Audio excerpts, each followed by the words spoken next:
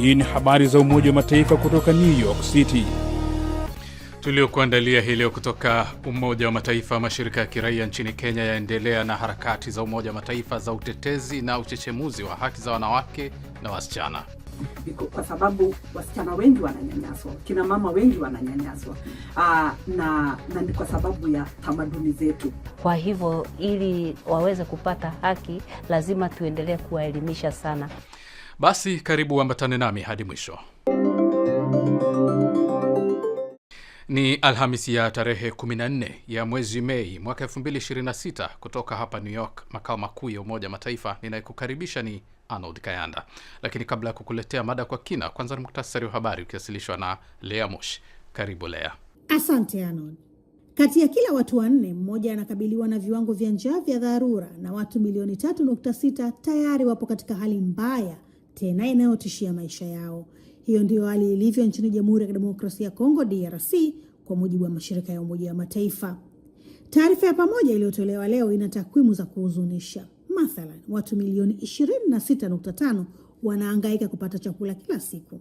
Zaidi ya watu milioni 7.8 wameyakimbia makazi yao ndani ya nchi, na kwa watoto huko ndo kunavunja moyo. Kwani zaidi ya watoto milioni 1.3 wanatarajiwa kuugua unyafuzi ambao unaweza kusababisha vifo ndani ya wiki chache iwapo hautatibiwa. Tukigeukia nchi jirani ya Sudani, nako watu milioni 19.5 wanakabiliwa na viwango vya juu vya kutokuwa na uhakika kupata chakula, idadi ambayo ni sawa na 41% ya wananchi wote nchini humo, imesema leo ripoti ya uainishaji wa viwango vya upatikanaji wa chakula IPC. Na taarifa mpya kuhusu virusi vya Hanta. Mkurugenzi mkuu wa shirika la Umoja wa Mataifa la Afya Ulimwenguni WHO, Dr. Tedros Adhanom Ghebreyesus amesema, tunaweza kusema kwa ujasiri kwamba awamu hii ya operesheni ya kuwaondoa watu kwenye meli imefanikiwa. Abiria wote wameshuka na kuondoka Tenerife, na meli ya MV Hondius sasa iko njiani kuelekea Uholanzi. Mwisho wa muktasari wa habari.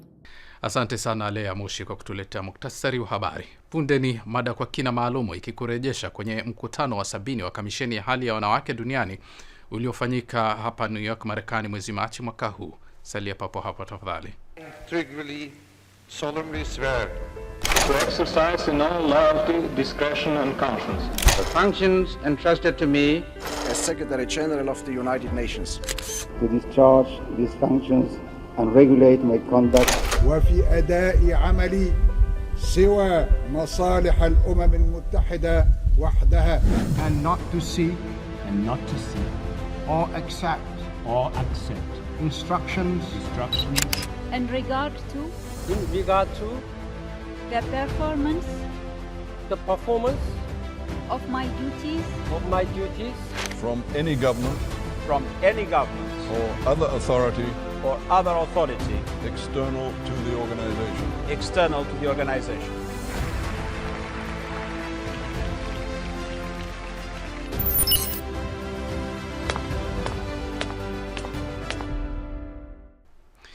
Ni habari za Umoja wa Mataifa kutoka hapa Marekani kupitia katika chaneli yetu ya YouTube Habari za UN, na pia katika televisheni wa shirika. Na unaweza kutembelea wavuti wetu ambao ni news.un.org/SW kwa taarifa na makala. Mimi ni Arnold Kayanda. Tunasonga mbele na sasa ni wasaa wa mada kwa kina inayomulika mkutano wa 70 wa kamisheni ya hali ya wanawake duniani CSW70 uliofanyika mwezi Machi mwaka huu hapa makao makuu ya Umoja wa Mataifa, ambapo tulipata fursa ya kuzungumza na washiriki wakiwemo wawakilishi wa mashirika ya wanawake. Miongoni mwao ni Severina Lemachokoti kutoka asasi ya kiraia ya Naretu Girls and Women Empowerment Program iliyoko kaunti ya Samburu nchini Kenya, ambaye katika mahojiano na Flora Nducha ameelezea jinsi mila na desturi kwa wanawake na wasichana kutorithi chochote kwenye jamii yao zinavyoanza kuyoyoma. Anaanza kwa kufafanua wanachofanya kuhakikisha wanawake na wasichana Samburu wanapata haki. Samburu County tunafanya kazi mbalimbali, hasa kuhakikisha tunahamasisha wasichana na kina mama na jamii nzima haki yao, kwa sababu tunajua Kenya tuko na sheria, na sheria hizo lazima ziidhinishwe pale mashinani. So katika kwa organization yetu tunahakikisha kwamba tunahamasisha wasichana, kina mama na hata jamii nzima ya kwamba wako na haki ya kila kitu. Kwa mfano, wasichana ambao hawaendi shule, kwa sababu sisi pia tuko na tamaduni ambazo zinazuia wasichana ama kina mama kurithi mali, kurithi ardhi, ama sheria ambazo zenye Kenya wako nayo saa hizi inasaidia kina mama kupata hiyo nguvu.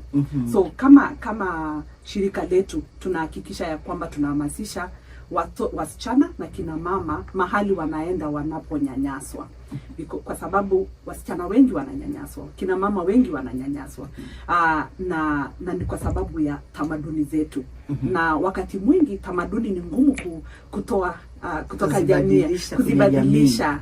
So tunahakikisha ya kwamba tunatumia lugha yetu ya Kisamburu kuhamasisha wasichana. Tunafanya mikutano, tunahakikisha pia tunawaita wazee na vijana ili wakapate kutupatia hiyo nguvu ya kuhamasisha kina mama, kwa sababu katika jamii ya Wasamburu msichana ama mama hapasi kuongea mbele ya watu. Sasa ili kuweza kuhakikisha jamii inaelewa na inaona umuhimu, kama ulivyosema ni utamaduni, ni vigumu kubadilisha. Mbali ya kuelimisha kina mama, kwa upande wa jamii yenyewe, hasa wanaume ambao ndio wanashikilia tuseme, wao mnafanya nini kuhakikisha wanaelewa kwamba mama au msichana na yeye ana haki kama walionayo wao? Ni ngumu kidogo kwa sababu lazima uanze kwenda polepole. Lazima ujue ni nani ambaye ni msimamizi wa jamii kwa ujumla, ni nani tunaenda kuwaongelesha, tunaenda kuambia kwamba tungependa kukuwa na kikao na wao.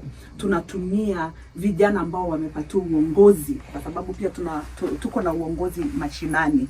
Tunaenda kwa wale wazee, tunawaambia tungependa kuongea na wao, na katika hiyo uongozi na hierarchy ya uongozi tunapata mmoja ama wawili ambaye wanatusindikiza kwenda kuongea na hawa kina mama na kuwapasha habari ya kile kitu ambacho tunataka kueleza jamii. So tunawaita wao, tukiambia pia, tukiwaita pia uongozi wa Wasamburu pale mashinani. So tunatumia pia wazee wa kanisa, kwa sababu makanisa sasa wameanza kushirikiana na sisi kuhakikisha ya kwamba wasichana na haki zao inapatiwa kipaumbele.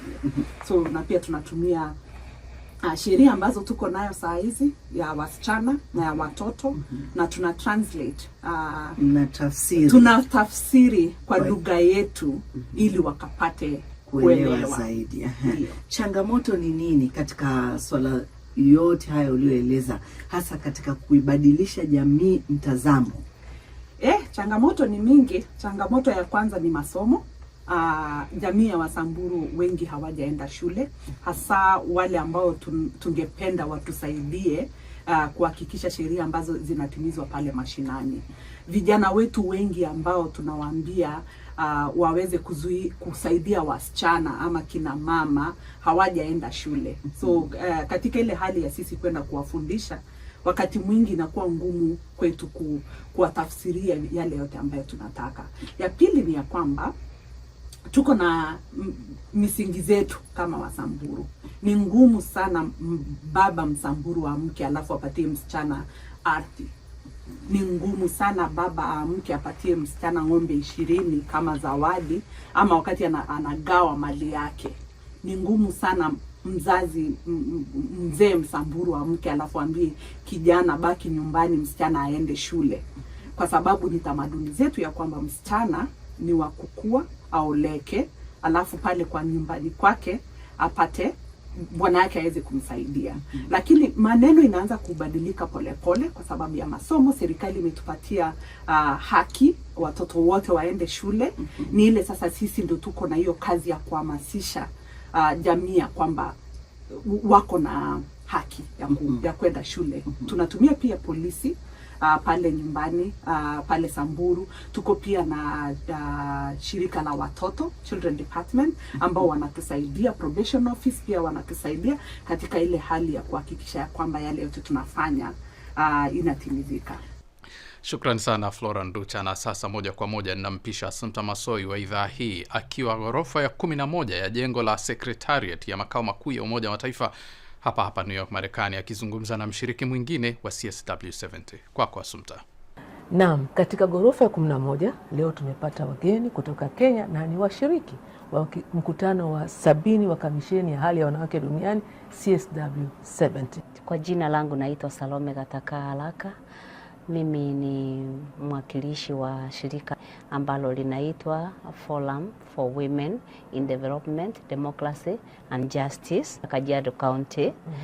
Tumeunda sera hivi sasa imeweza kupitishwa na tunangoja sasa iende ikawe sheria. Hii mswada ni wa kusimamia waadhirika ili waweze kusikika, haki zao ziweze kusikika katika sheria na hata katika mahala pale wako.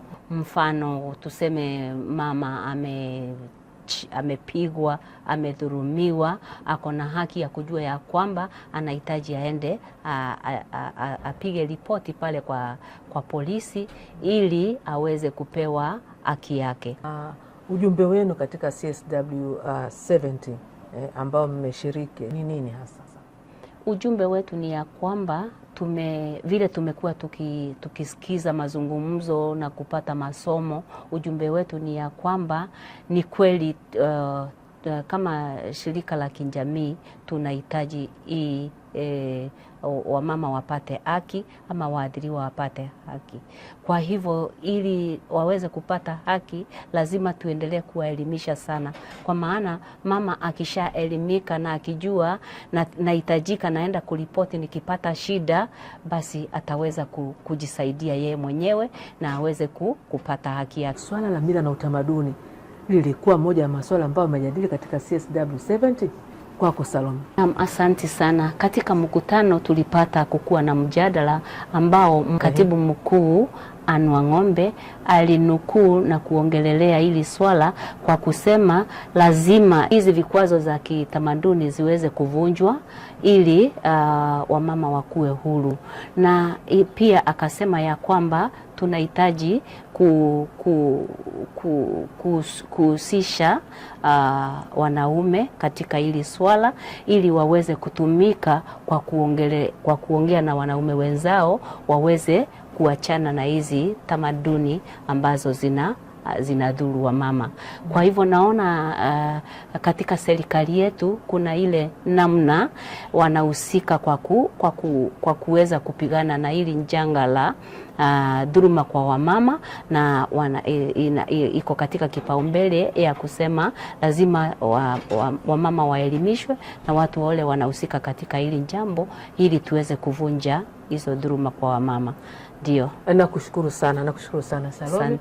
Asante sana mtazamaji na msikilizaji wa idhaa ya Kiswahili ya Umoja Mataifa. Tumekamilisha mahojiano haya na viongozi kutoka FODAJ, shirika hili la kiraia lililoko kule Kajiado, kaunti ya Kajiado nchini Kenya. Basi hadi wakati mwingine, kwaheri kwa sasa.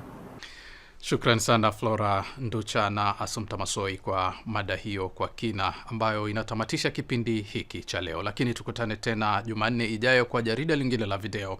Na kwa upande wa kipindi cha redio ni kila siku. Kwa hivyo kesho Ijumaa utapata habari za Umoja Mataifa tukimulika harakati za wanawake majaji nchini Tanzania za kusongesha haki za wanawake na wasichana. Hata hivyo kwa sasa unaweza kutazama habari na video nyingine kwenye channel yetu ya YouTube Habari za UN, na katika ukurasa wetu wa X jina ni hilo hilo Habari za UN. Kumbuka pia kupakua app yetu ya Habari za UN katika Play Store na App Store. Kwa niaba ya wote walioshiriki kukuletea jarida hili, mimi ni Arnold Kayanda na kutakia amani na kwaheri kutoka New York, Marekani.